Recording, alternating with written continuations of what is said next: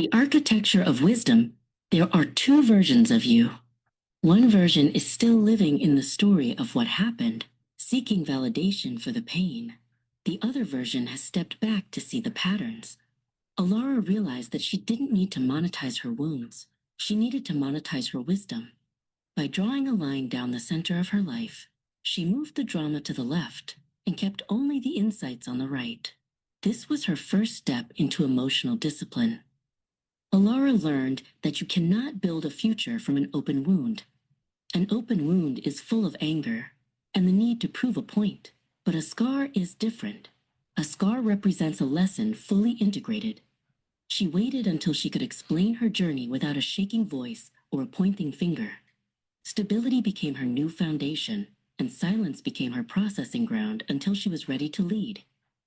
To move from the emotional to the tactical, Elara began to extract principles.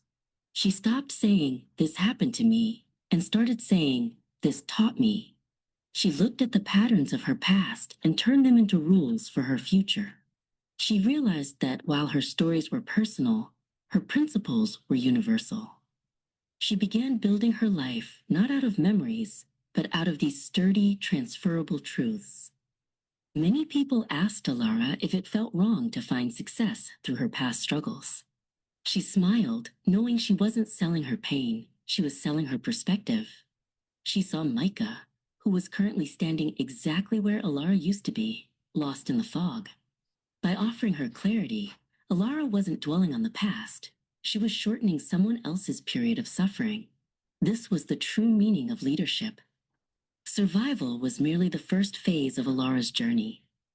Now she had entered the phase of structure. She was no longer a person documenting a tragedy. She was an architect defining a new way to live. She stopped looking for sympathy and started looking for blueprints. She had moved from simply making it through the night to building a house that could weather any storm.